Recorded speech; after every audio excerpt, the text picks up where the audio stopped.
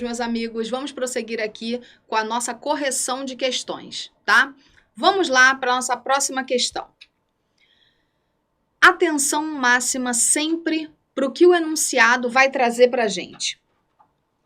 Carlos e Roberto celebraram um contrato de natureza civil no âmbito do qual estipularam que, no caso de as partes pretenderem reparação civil, o prazo legal de prescrição, de 3 anos, seria majorado para 5. Então, atenção aqui a esse dado importante da questão. Ele está falando que o prazo legal de anos, então um prazo de 4 incapaz. Então, o negócio. A pretensão. Bom, o que a gente vai fazer aqui?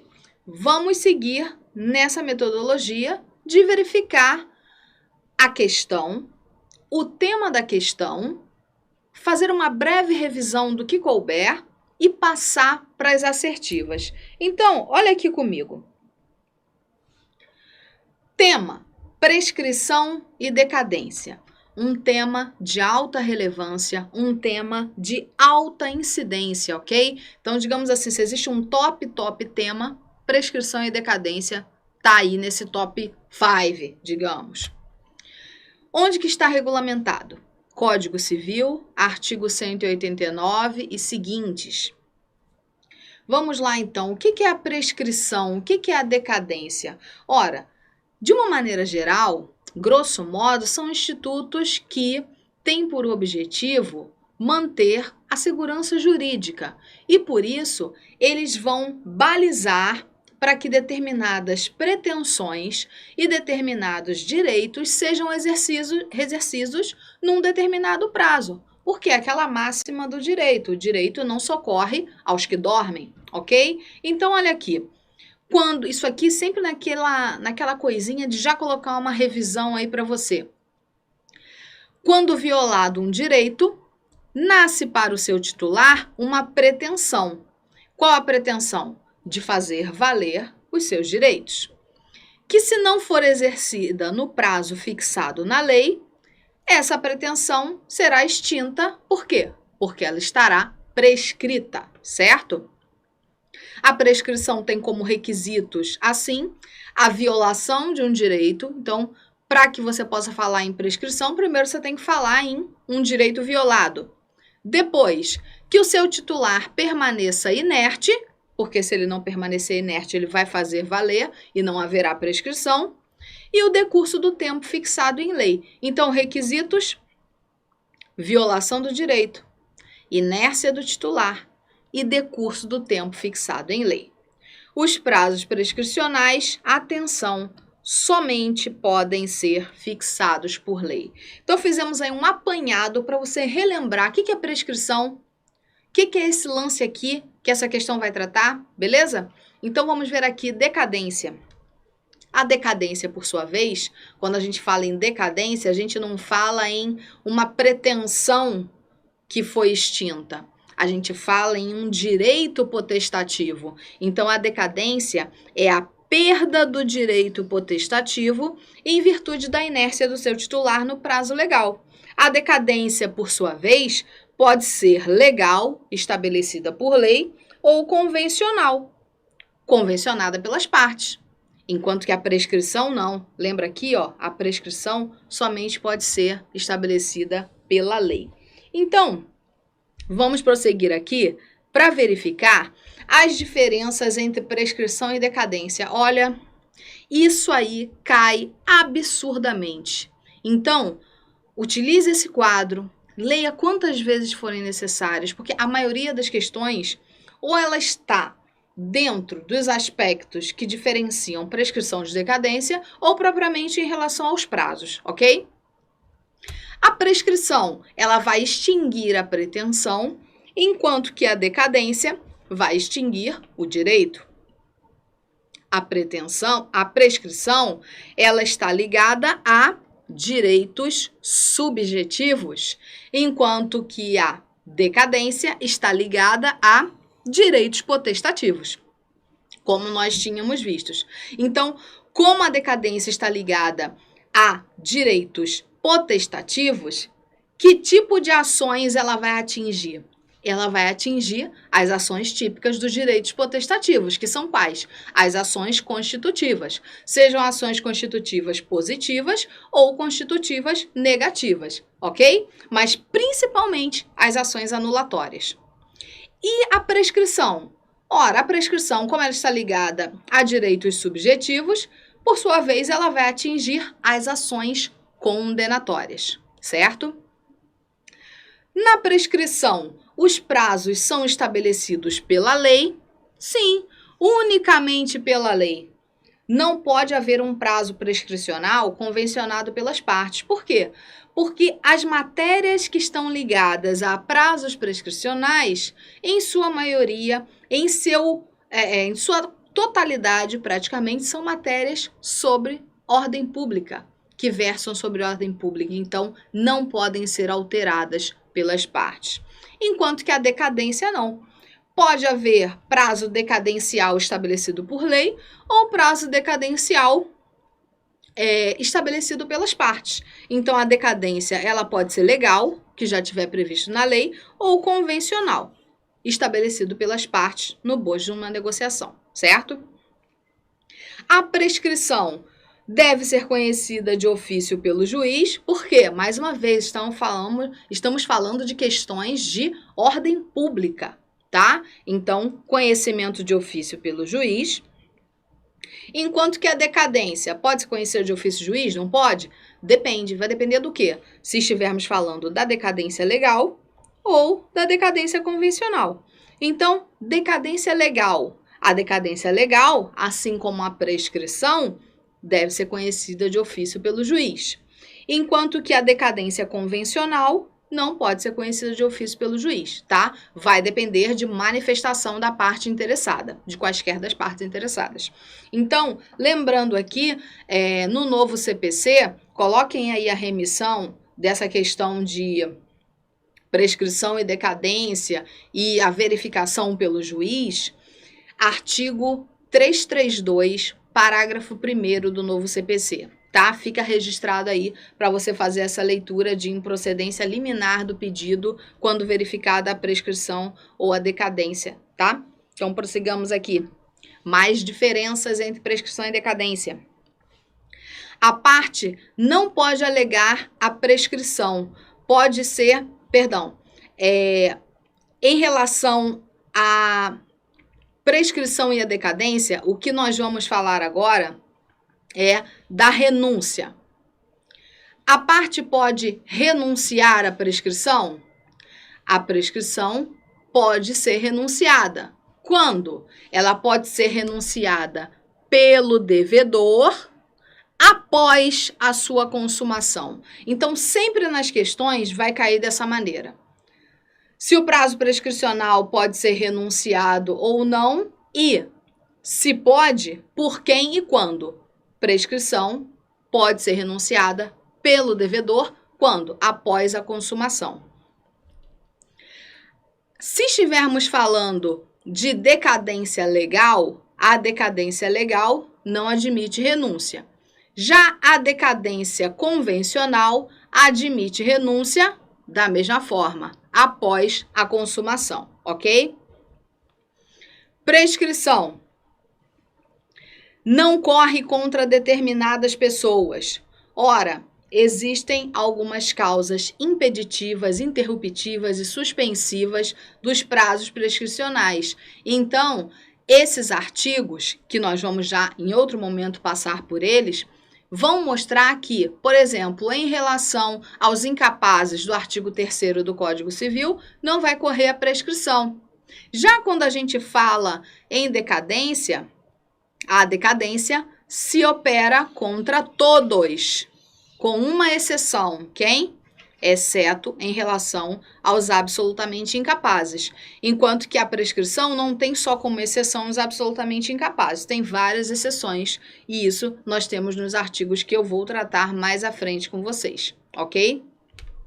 Como eu disse, a prescrição tem casos em que vai ser o prazo vai ser impedido, suspenso ou interrompido.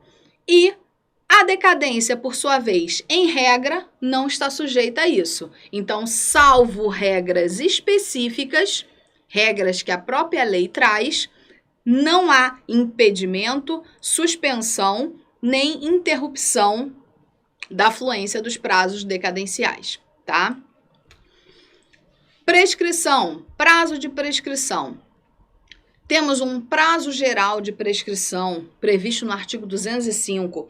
Esse prazo geral de prescrição é o prazo de 10 anos. E temos prazos especiais de prescrição. Quais? Os previstos no artigo 206. Vai depender de qual situação que ensejou. Então, vai variar de 1 a 5 anos. Então, tem prazos de 1 ano, 2, 3, 4 e 5, ok?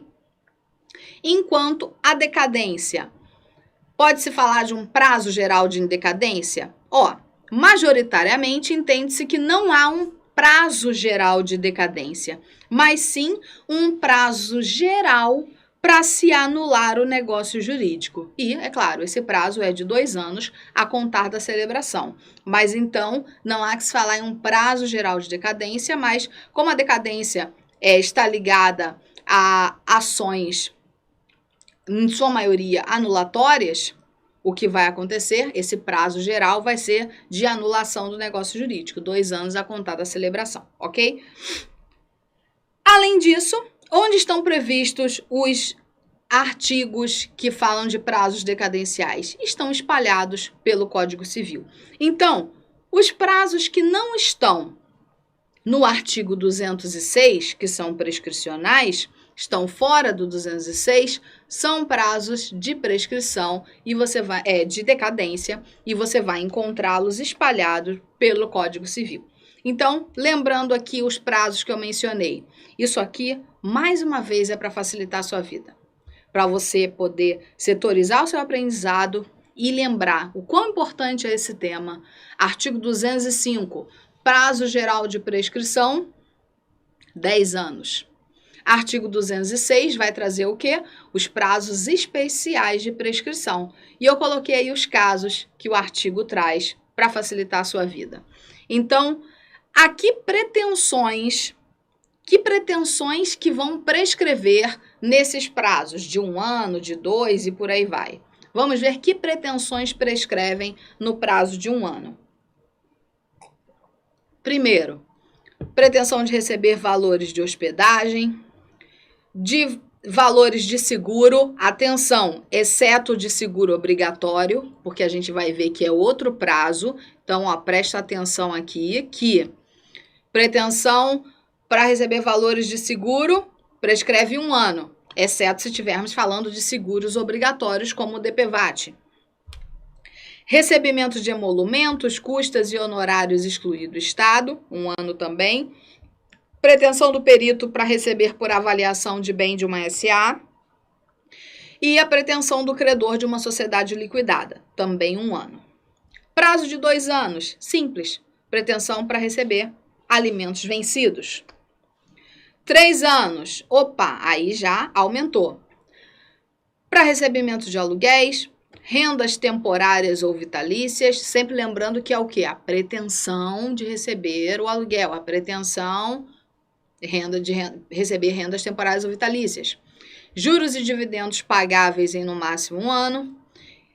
Enriquecimento sem causa. Reparação civil, responsabilidade civil, prazo de 3 anos.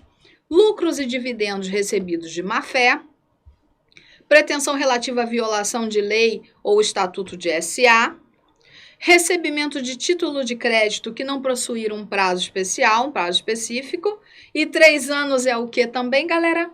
Pretensão para recebimento de DPVAT e demais seguros obrigatórios. Então, por isso que não é aquele prazo de 1 ano lá dos demais seguros, tá? 4 anos, pretensão relativa à tutela. 5 anos, dívidas em geral, constantes de escrito público ou particular, esse é bastante conhecido. Valores devidos a profissionais liberais, professores, etc., e a pretensão para recebimento de custas processuais do vencido, ok? Então, volta, lê novamente esse quadro, relê. Por quê? Não estou dizendo que é para você decorar, não. Mas se não houver outro caminho para você armazenar isso, se utilize do meio que você tiver. Por quê? A realidade é, cai isso em prova e você tem que saber, tá? Então existe uma alta incidência de cobrança desses temas. Se você não gosta de decorar, leia mais vezes, busque, digamos assim, absorver de uma outra maneira, mas o fato é, você precisa ter isso aí na sua cabeça para responder a questão. A estratégia que você vai utilizar vai ser a que for melhor para você, tá? Mas eu aconselho que você saiba isso daí. Não pode deixar de saber, ok? Atenção! Existem algumas pretensões que são imprescritíveis, não vão prescrever.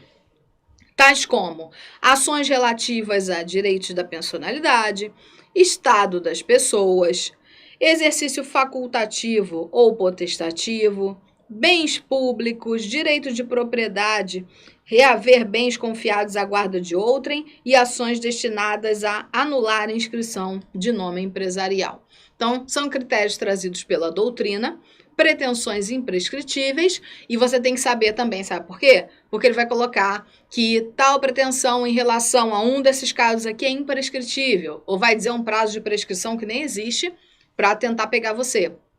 Vai dizer, prescreve em 3 anos. Eu sei que tem prazo de prescrição de 3 anos, mas eu não lembro dessa hipótese. Por isso você tem que saber quais são as hipóteses de prescrição previstas em lei, tá? Porque os prazos prescricionais necessariamente são previstos em lei.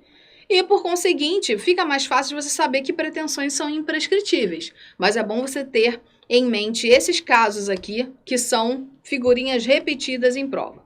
Então, vamos lá. Agora nós temos condição de passar aqui para a análise da nossa questão. Então, feita a distinção entre prescrição e decadência, vamos lá. Carlos e Roberto celebraram um contrato de natureza civil, no âmbito do qual estipularam que, no caso de as partes pretenderem reparação civil, o prazo legal de prescrição de 3 anos seria majorado para 5. Já vimos um problema aí. Tendo tido direito violado, Carlos ajuizou a ação contra Roberto 4 anos depois do nascimento da pretensão. Carlos é relativamente incapaz e foi devidamente assistido quando da celebração do negócio. A pretensão, a questão vai girar em torno de: a pretensão está prescrita, a pretensão não está prescrita, é possível convencionar um prazo de prescrição, não é possível, a prescrição corre em relação ao relativamente incapaz, não corre, porque ele fala aqui o quê? Que Carlos é relativamente incapaz. Então, ele te dá mais um dado. Primeiro dado que nós temos é o quê? Os prazos prescricionais não podem ser convencionados, não podem ser alterados pelas partes. E temos um outro dado. Qual o outro dado? Que a prescrição não corre em relação aos incapazes do artigo 3º do Código Civil. Quem são? Os absolutamente incapazes. Então, vamos lá. Letra A.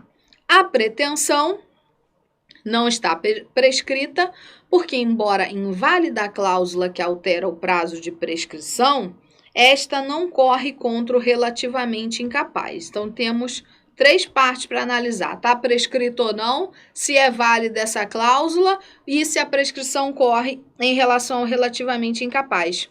Questão errada. Primeiro ponto, assertiva A está errada. Atenção aí ao que eu coloquei. Os prazos prescricionais não podem ser alterados pela vontade das partes. Veja aí o seu artigo 192 do Código Civil. Além disso, nesse caso, como eles estão falando de uma reparação civil, qual era o prazo prescricional da pretensão à reparação civil? 3 anos. Então, o prazo de 3 anos está previsto aonde? Artigo 206, parágrafo 3º, inciso 5 do Código Civil. Marque aí também. E o terceiro ponto que nós temos que analisar é se a prescrição corre em relação ao relativamente incapaz.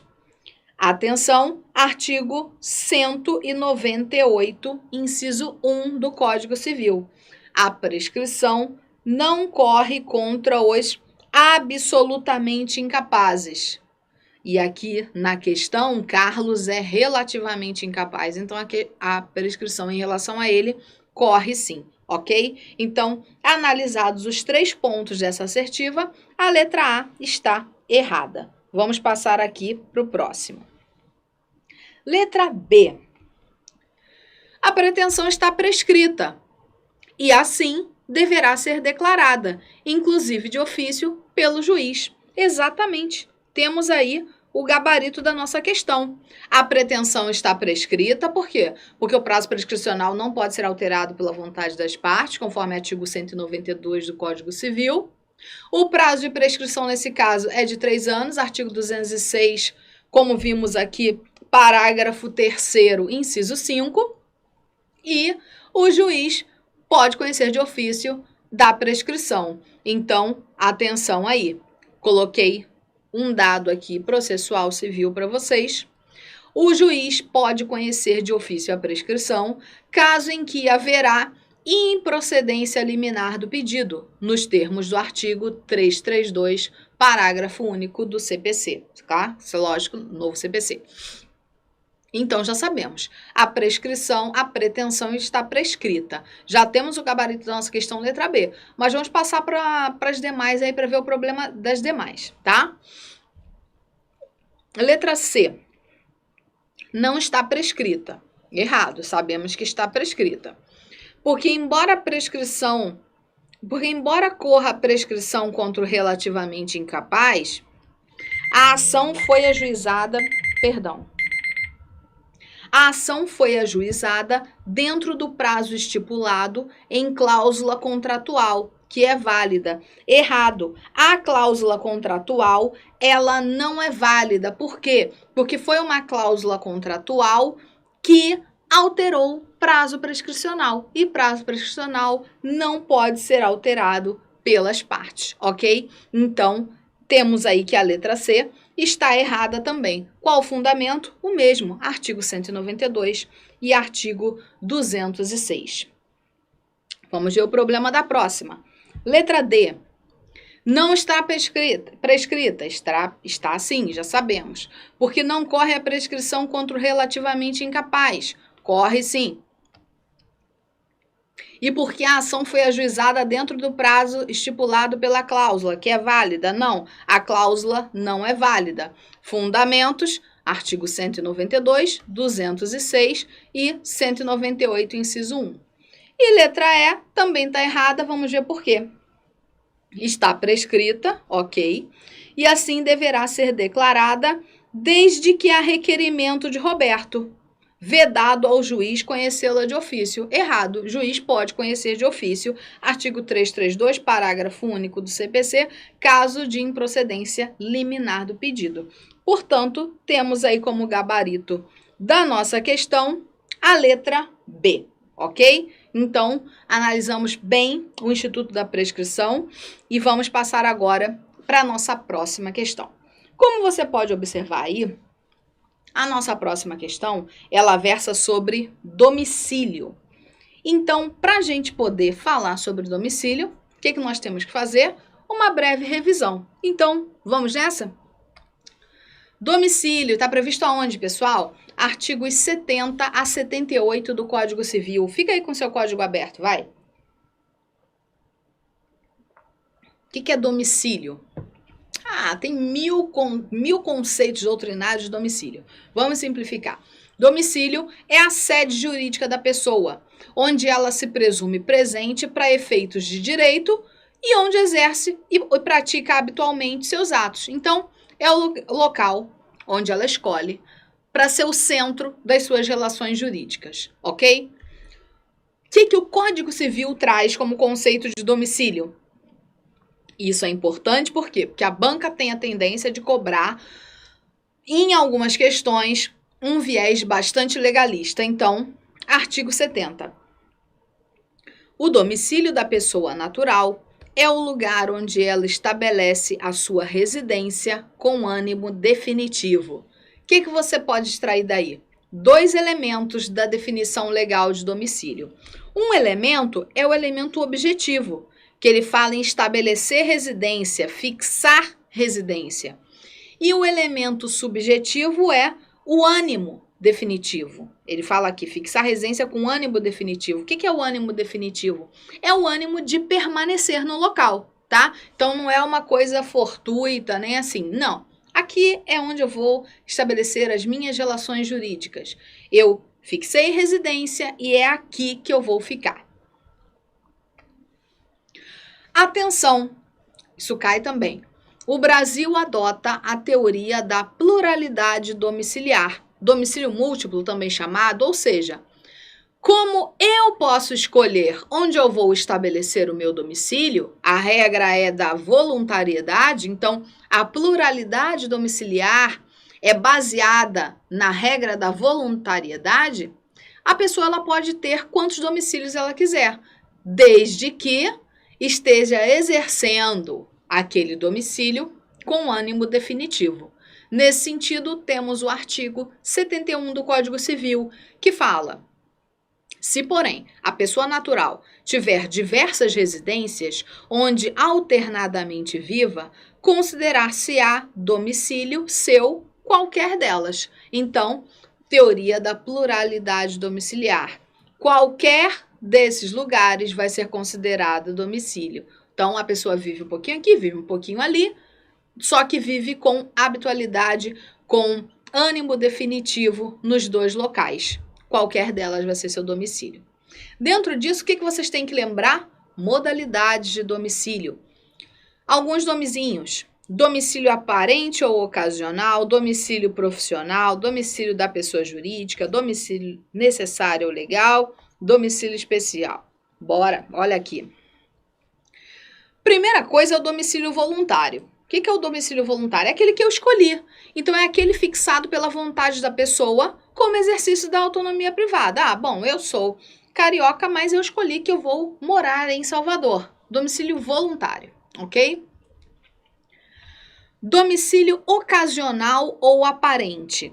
Esse caso é para aquelas pessoas que são itinerantes, caixeiros viajantes, artistas de circo, então, pessoas que não têm uma residência habitual.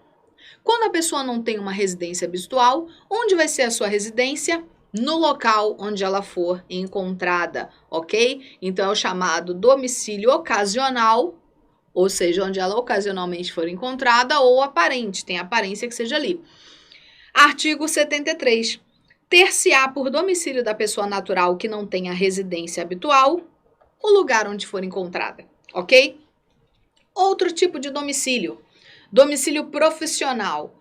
Ora, o domicílio profissional é o lugar onde a profissão é exercida. Se a pessoa exerce a profissão em mais de um local, tantos quantos forem os locais onde ela exerce a sua profissão, tantos quantos serão os domicílios que ela terá, ok?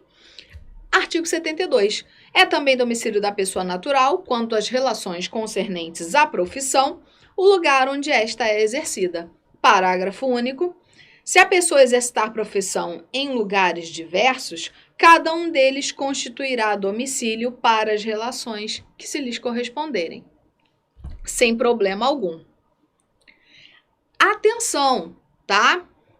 Justamente pela teoria da pluralidade domiciliar, é que é possível perfeitamente coexistir o domicílio voluntário com o domicílio profissional e com outras hipóteses de domicílio, ok? Não tem nenhum problema. Domicílio da pessoa jurídica está estabelecido aonde? Artigo 75. Da União, Distrito Federal, dos Estados e Territórios, suas capitais, município e local da administração municipal, demais pessoas jurídicas, local das diretorias e administrações. Então, sem problema nenhum.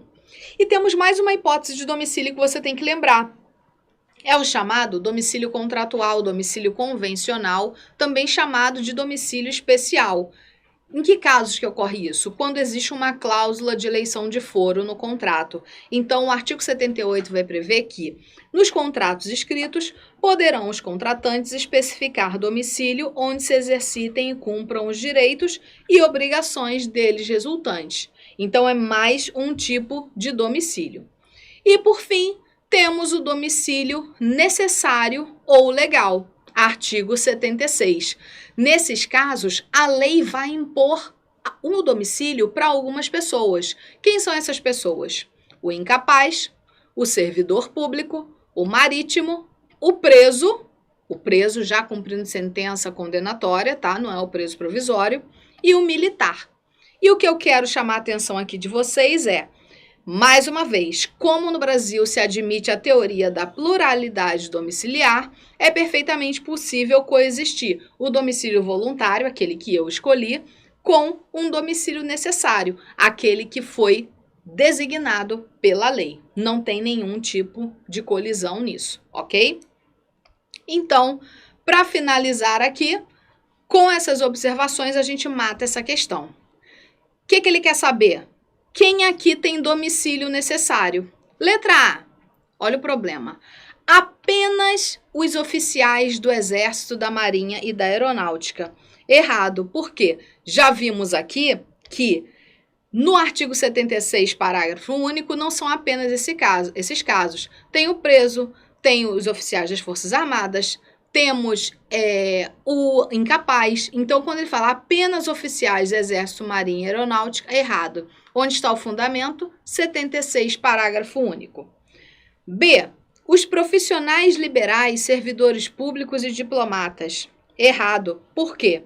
Porque o artigo 76 já traz o rol e não existe essa previsão. Então, ele foi aí para te confundir, tá? Letra C. Os itinerantes, os profissionais liberais e os incapazes. Mais uma vez, profissionais liberais e itinerantes não têm domicílio necessário previsto pela lei, até porque o itinerante é caso de domicílio ocasional, onde ele for encontrado, certo? Letra D.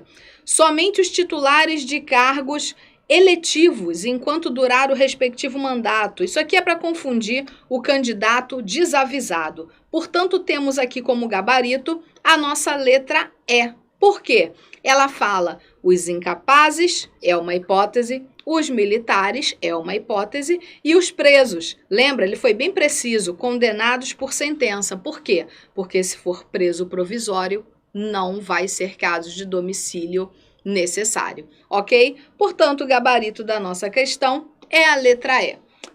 Em relação à prescrição, bom, então já temos aí uma questão falando sobre prescrição. Vocês viram como é importante a gente revisar bem o tema? Porque agora a gente tem condição de verificar aqui temas que vão complementar a análise que nós fizemos. Então, aqui nessa questão, embora ele fale de prescrição, ele vai falar que, em relação à prescrição, considere. Aí vai trazer algumas hipóteses aqui de casos de imprescritibilidade, de casos em que não vai correr a prescrição, de casos de interrupção. O que nós vamos fazer? Vamos fazer mais um acréscimo na nossa revisão. Os prazos prescricionais, como eu havia mencionado para vocês, eles podem ter o seu curso impedido, suspenso ou interrompido. Como eu mencionei que eu ia falar esses artigos depois, lembram? No caso de impedimento, o prazo sequer começa a correr.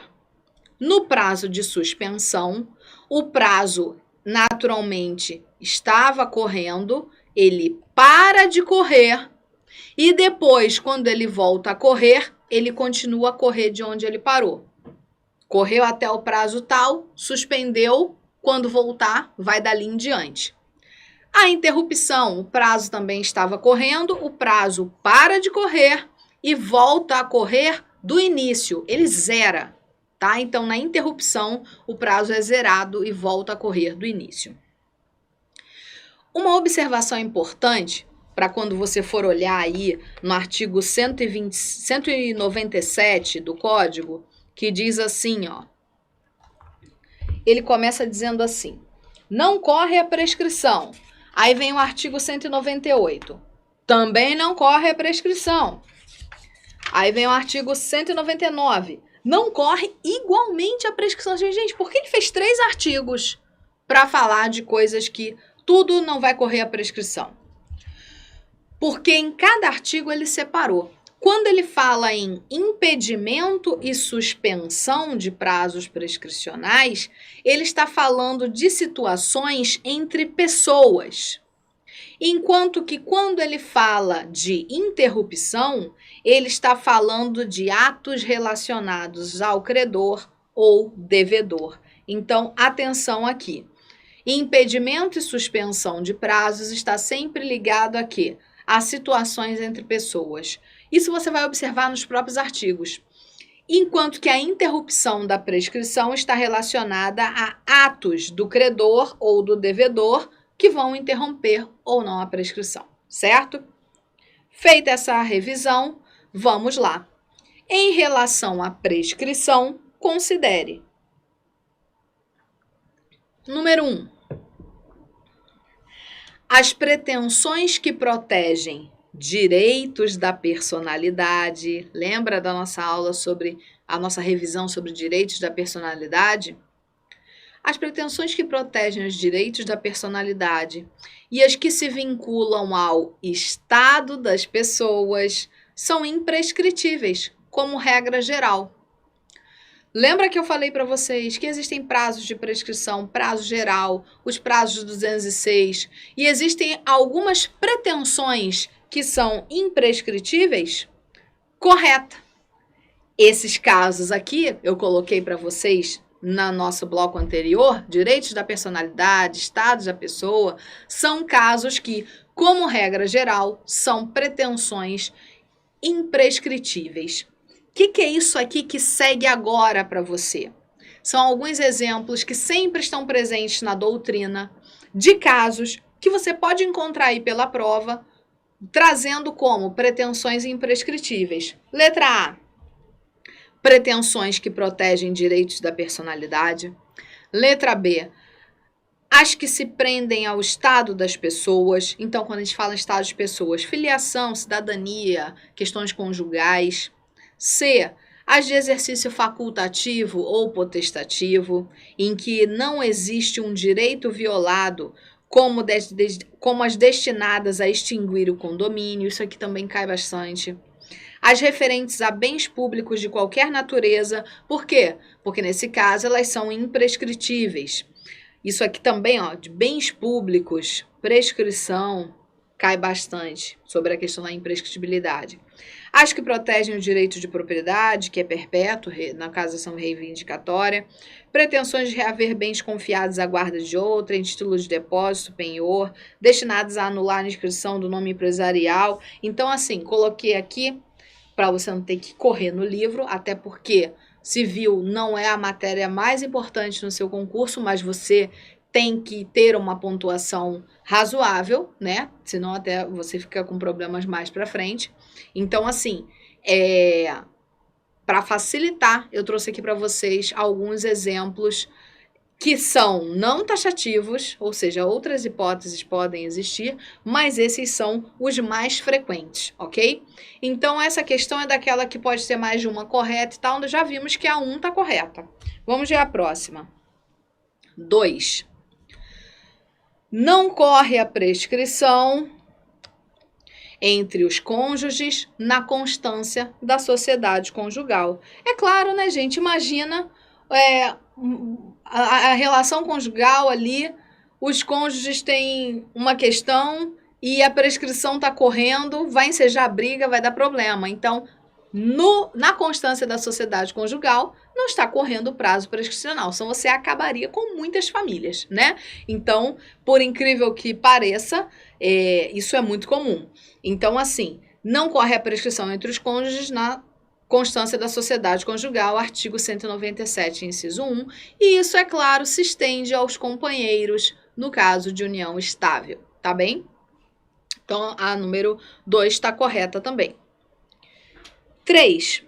A prescrição iniciada contra uma pessoa continua a correr contra o seu sucessor. Correto também. É mais uma das regras sobre o fluxo da prescrição. Artigo 196. A prescrição iniciada contra uma pessoa continua a correr contra o seu sucessor.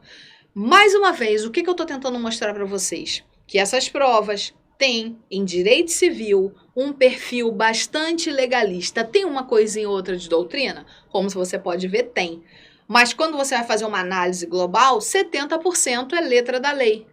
São súmulas, coisas do tipo, ou seja, algo mais fácil para você, digamos assim, estudar do que ter que pegar uma doutrina rebuscada, não é o caso. Civil você tem que fazer um estudo mais direto para você ter mais chance de êxito, tá? Principalmente nessa banca, FCC, que é uma banca que tem essa característica. A FCC não é uma banca ridícula, ela tem mudado o padrão dela há algum tempo, mas nesse tipo de prova, direito civil, observa-se este padrão mantido de uma análise legalista, tá?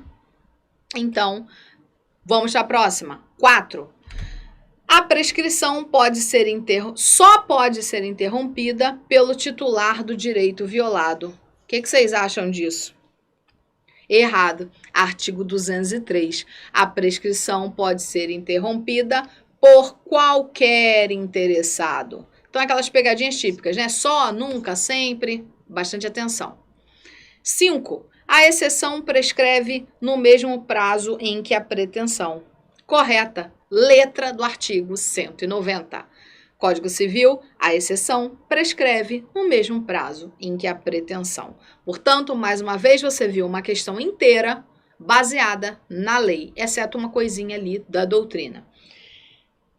Como aqui está correto o que se afirma em, temos como gabarito a letra A. Então, questão 3, gabarito letra A, certinho? Lembrando sempre, tá? Qualquer dúvida que você tiver, manda um e-mail para mim, você já tem meus contatos. Os alunos têm interagido bastante, enviando dúvidas, isso é muito bom, porque amplia o seu conhecimento sobre a matéria, ok? Então, se tiver dificuldade, alguma outra coisa, pode mandar para mim, que eu tenho maior satisfação em te ajudar, tá? Vamos aqui para a próxima questão. Questão 4. A lei brasileira... é uma questão que vai falar sobre domicílio. Domicílio nós já fizemos uma revisãozinha. Isso significa o quê? Que a gente pode passar direto para a questão. Então, vamos lá. A lei brasileira só admite... Então, vamos aqui, prestar atenção nesses termos. Só admite o domicílio plural de pessoas jurídicas e desde que possua sucursais ou filiais, mas não admite o domicílio plural de pessoas naturais. Ah, não. Errada, né, gente? Por quê?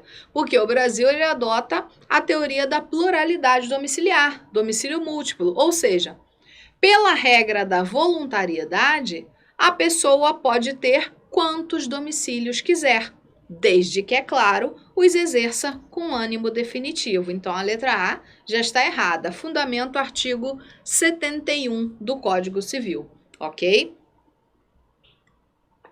Então, a aula de civil, eu, você e o Código Civil, tá? Não pode ficar sem o código. Letra B. A lei brasileira não prevê hipótese de pessoa natural sem domicílio. E aí? A gente não falou isso, né? Mas para pensar.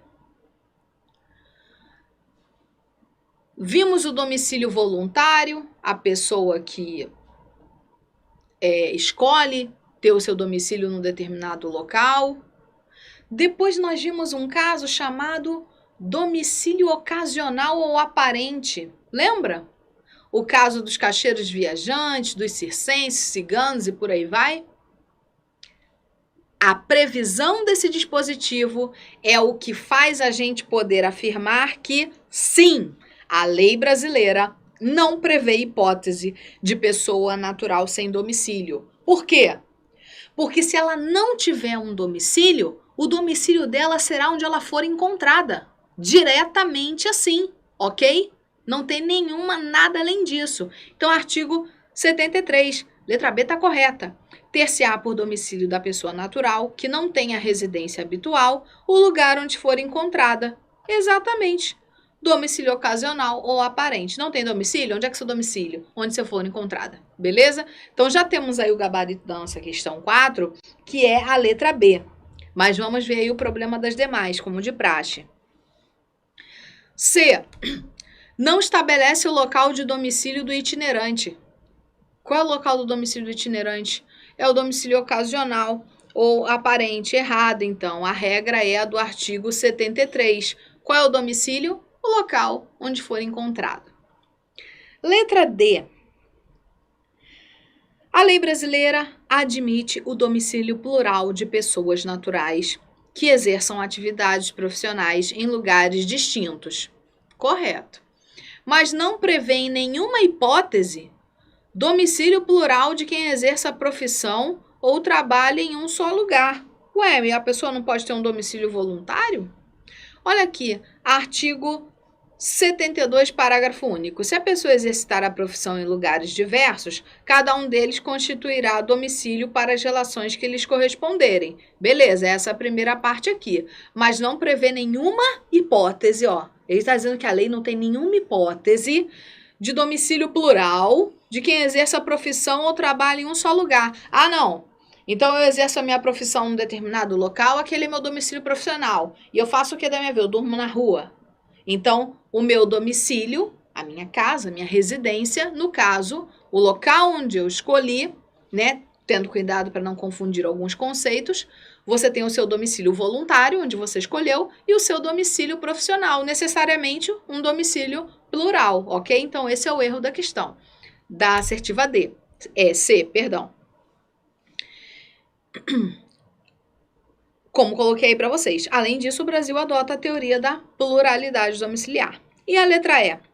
Não permite aos diplomatas alegar extraterritorialidade sem designar onde tem no país o seu domicílio. A lei prevê exatamente o contrário. Artigo 77. Olha o que ele diz.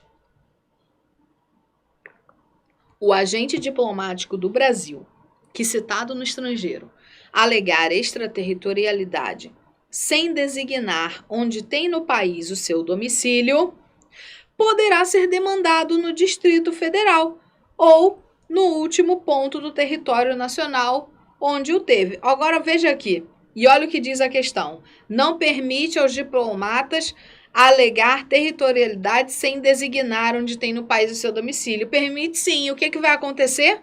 A hipótese final da segunda parte do artigo 77. Portanto, análise meramente legalista.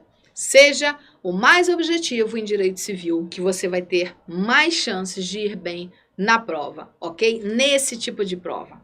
Então, temos aqui na nossa questão, gabarito letra B. Questão bem tranquila de domicílio. Vamos passar para a nossa próxima questão. Questão 5. Olha aí, a questão 5 vai falar sobre bens. Tema também previsto no seu edital. Bom, quanto aos bens, aí ele vai falando aqui, materiais destinados à construção, naturalmente divisíveis. O que a gente vai fazer? Aquilo de sempre. Vamos partir para a nossa revisão. Então, o primeiro ponto aqui importante da gente observar é o conceito de bens. Bens são espécies de coisas com conteúdo econômico e suscetíveis de apropriação, ok? Então, conteúdo econômico e suscetível de apropriação, conceito de bens. Lembrar que bem não é a mesma coisa que patrimônio. Por quê? Patrimônio representa um complexo de relações jurídicas apreciáveis economicamente, pertencente a uma pessoa. Sejam essas relações jurídicas apreciáveis economicamente ativa ou passiva, mas isso é o patrimônio. Então, bens e patrimônios são conceitos que não se confundem. E lembrar sempre da teoria do patrimônio mínimo, do princípio da dignidade da pessoa humana, que é algo muito aprofundado, mas, eu digo assim, aprofundado para o perfil da prova, mas vale lembrar, desenvolvida por Luiz Edson Fachin, teoria do patrimônio mínimo, em que a pessoa, em prol da defesa da dignidade da pessoa humana, deve ter assegurado um mínimo substancial para a sua existência digna. Patrimônio mínimo, ok? Foi só aí uma lembrança para você também poder revisar sobre esse tema. Bom, muitas questões, muitas conceituações vão precisar que vocês saibam sobre a classificação de bens. Quando você olha ali no Código Civil, você pode pensar assim, ah, isso não vai cair, isso aí é decoreba, tá, na lei. Pode não cair exatamente como está ali, mas como que isso geralmente é cobrado? Isso geralmente é cobrado por meio de uma contextualização, de um problema, ou seja, você tem que saber, ou então diretamente o artigo mesmo, né? Como vocês vão ver aqui. Então você tem que saber a teoria para poder aplicar. Então a classificação dos bens, vamos revisar aqui algumas delas? Então vem comigo. Classificação dos bens. Primeira classificação, dos bens considerados em si mesmos. Podem ser bens imóveis ou bens móveis. Então, bens imóveis podem ser os bens imóveis por natureza ou bens imóveis por imposição legal, ou seja, a lei diz que aquele bem vai ser, para fins legais, considerado imóvel. Bens móveis por natureza, os bens móveis por imposição legal, bens móveis por antecipação, semoventes, né? Por exemplo, o cachorrinho. Bens considerados em si mesmos, fungíveis e infungíveis. Fungíveis são os móveis que podem substituir-se por outros da mesma espécie, qualidade e quantidade. Os infungíveis são os que, por outro lado, não podem ser substituídos. Então, exemplo de fungível: dinheiro, uma caneta Bic, eu posso pegar e substituir por outro de mesma espécie, qualidade e quantidade. Agora, infungível, um quadro do pintor tal, que faleceu, não tem como. Um título esgotado que não existe mais, de um livro, infungível, não tem mais como conseguir outro daquele. Isso tudo tem que estar aí já com vocês, né? Porque o nosso intuito aqui é sempre fazer uma revisão, relembrar. Consumíveis e inconsumíveis, né? A chamada consuntibilidade. Então, consumíveis são bens móveis cujo uso importa a destruição imediata da própria substância, sendo também considerados tais os destinados à alienação. E os inconsumíveis são aqueles que admitem uso constante, como, por exemplo, um livro.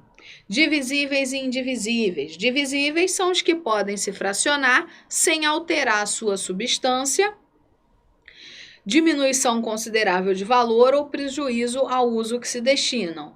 Indivisíveis, não é possível fracionar sem a perda da essência do bem. Então, divisibilidade, indivisibilidade.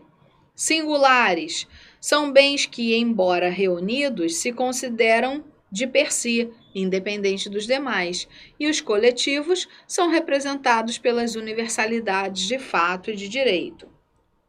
Você está lembrando disso aí? Se não tiver, eu recomendo que você revise os conceitos, né? Outra categoria, bens reciprocamente considerados. Então, reciprocamente considerados, um considerado em relação ao outro. Podem ser principais ou acessórios. Principais são os que têm existência própria, não dependem de ninguém. E os acessórios não possuem existência própria. Pelo princípio da gravitação jurídica, os bens acessórios seguirão o bem principal. Essa é a regra, tá? Bens considerados em relação ao sujeito ou em relação ao titular do domínio. Podem ser bens públicos, bens privados. São públicos os bens do domínio nacional pertencentes às pessoas jurídicas de direito público interno. Quais são esses bens? Bens de uso comum do povo, bens dominicais ou dominiais e bens de uso especial. E bens privados. Quais são os bens privados? Ora, o conceito de bens privados nós temos por exclusão. Todos os que não são públicos são bens privados, ok? Simples assim. Atenção! Passamos ali pela classificação dos bens móveis e dos bens imóveis, tá? Vamos revisar com mais ênfase isso aqui, porque nós vamos precisar. Bens imóveis podem ser bens imóveis pela sua própria natureza, Podem ser bens imóveis por acessão física, tá? Então, lembra aí a seção, artigo 1248 do Código Civil, por exemplo. E bens imóveis por disposição legal, ou seja, a lei vem e diz que aquele bem, embora não seja imóvel, vai ser considerado imóvel por conta de se pretender dar uma proteção maior a ele. Bens, uma observação, aqui eu falei do artigo 1248, só para você lembrar, tá? Dessas questões de acessão, enfim, lá do direito das coisas. Foi só uma observação.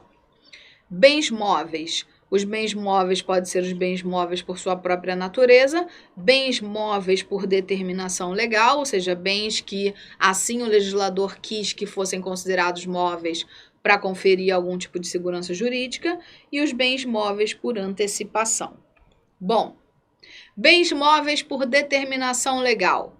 Bens imóveis por determinação legal. Estão previstos aonde? Artigo 80. Então, são bens que o legislador, por ficção jurídica, decidiu imobilizar para dar maior segurança jurídica. Então, quais são os dois casos? Direitos reais sobre imóveis e as ações que os asseguram. Então, nesse primeiro caso, a natureza do bem vai atrair a qualidade do direito real e da ação. E direito à sucessão aberta. Então, direito à sucessão aberta sempre será imóvel, independente dos tipos de bem que estejam presentes nessa sucessão, ok? Então, direito à sucessão aberta e direitos reais sobre imóveis e suas ações correspondentes são bens imóveis por determinação legal. Como que isso é cobrado? Exatamente assim, letra do artigo. Então, você precisa saber. Agora o outro, bens móveis por determinação legal. Artigo 83 do Código Civil. Inciso 1. As energias que tenham valor econômico, como por exemplo, energia elétrica. 2. Os direitos reais sobre objetos móveis e as ações correspondentes. E inciso 3. Direitos pessoais de caráter patrimonial e as respectivas ações. Como que é cobrado também? Literalidade, como vocês vão observar. O intuito do legislador, coloquei para vocês, foi o quê? Conferir uma maior segurança jurídica a determinados bens incorpóreos, ok? Então, o intuito do legislador com isso é conferir maior segurança jurídica para determinados bens incorpóreos. Vamos lá analisar a questão, então? Quanto aos bens, vamos lá. Letra A. Materiais destinados a alguma construção, enquanto não forem empregados, então imagina, tem uma casa e tem areia, tijolo, cimento, vários sacos de cimento, tudo ali no cantinho. Materiais destinados a alguma construção, enquanto não forem empregados, conservam sua qualidade de imóveis. Primeira coisa que ele fala. Readquirem essa qualidade os provenientes da demolição de algum prédio. Então, ele está dizendo aqui, se está ali separadinho, enquanto não foi empregado, é bem imóvel. Depois que empregou, passou a fazer parte daquela estrutura daquele bem imóvel. E ele fala, volta a ser bem móvel, ou seja, readquire essa qualidade, os provenientes da demolição. Demoliu, passou a ser bem móvel. Olha aí. Correta. Artigo 84 do Código Civil. Preste atenção se ele está falando na assertiva alguma coisa diferente do que está no artigo. Por favor, preste atenção. Os materiais destinados a alguma construção, enquanto não forem empregados, conservam sua qualidade de imóveis. Readquirem essa qualidade os provenientes da demolição de algum prédio. Viu? Acredita em mim.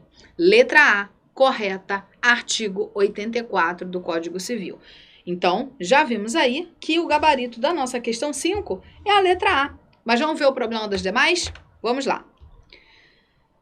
Os bens naturalmente divisíveis podem tornar-se indivisíveis somente por determinação legal. Já viu o perigo aí, né? Somente. Então, Atenção. Errada. Artigo... voltando aqui. Artigo 88. Os bens naturalmente divisíveis podem tornar-se indivisíveis por determinação da lei ou por vontade das partes. Mais uma vez, artigo 88 do Código Civil, trazendo a solução. E lembrando aqui, na letra A, que esses bens que são materiais destinados a uma construção, enquanto não forem empregados, são chamados bens móveis por antecipação, tá? Coloca essa observação aí na letra A. E não confundir com o artigo 81 do Código Civil, inciso 2, que são bens imóveis por acessão física. Então, coloca essa remissão aí no artigo 84, pode colocar uma remissão recíproca, né? Então, coloca no artigo 84, remissão por artigo 81, inciso 2, do Código Civil e vice-versa. Não confundir, ok? Então, faça a leitura do 81, inciso 2, para você ver por que você não pode confundir. Mas fica a dica aí. Então, ouviu falar em bens móveis por antecipação? Qual é a hipótese? Artigo 84 do Código Civil. Esses materiais destinados a alguma construção que ainda não foram empregados. Beleza, então. Vamos ver a próxima. Letra C. Bens imóveis adquirem essa qualidade as energias que tenham valor econômico para efeitos legais. Errada. Consideram-se bens móveis para os efeitos legais. Inciso 1. As energias que tenham valor econômico. Então, ele vai fazer essa brincadeira. Vai dizer, as energias que têm valor econômico são consideradas bens imóveis para efeitos legais. Só está tentando confundir você. Artigo 83, inciso 1, são bens móveis por determinação legal, ok? Letra D. Bens móveis ou imóveis são fungíveis os que podem ser substituídos por outros da mesma espécie, qualidade e quantidade. Então, móveis ou imóveis são fungíveis os que podem ser substituídos por outro da mesma espécie, qualidade e quantidade. Essa questão aqui da fungibilidade está correta. O que está incorreto é se estamos falando de um bem móvel ou de um bem imóvel. Enquanto que o artigo 85, ele é explícito ao restringir aos bens móveis. Olha aqui comigo, artigo 85. São fungíveis os móveis que podem substituir-se por outros da mesma espécie, qualidade e quantidade. Então, como você pode ver, o perfil da banca é sempre o mesmo em todas as questões. Ele pega o artigo da lei em direito civil, faz uma paráfrase, muda a ordem, coloca alguma coisa assim, sempre, nunca, quando, e busca tornar a assertiva errada. Nesse caso aqui, foi dizer que os móveis são fungíveis, enquanto que os imóveis, perdão, enquanto que a fungibilidade é um conceito restrito aos bens móveis, ok? Por isso a letra D está errada. E para finalizar, letra E. Imóveis perdem esse caráter as edificações que, separadas do solo, mas conservando a sua unidade, forem removidas para outro local. Errada. Artigo 81, inciso 1. Como você vai poder ver, nesse caso, elas não vão perder o caráter de imóveis. Faça a leitura do artigo 81, inciso 1 e de todos os dispositivos que eu mencionei para que você possa reter o aprendizado que tivemos nessa questão. Gabarito, então, letra A. Ficamos por aqui, um forte abraço para você e até a próxima.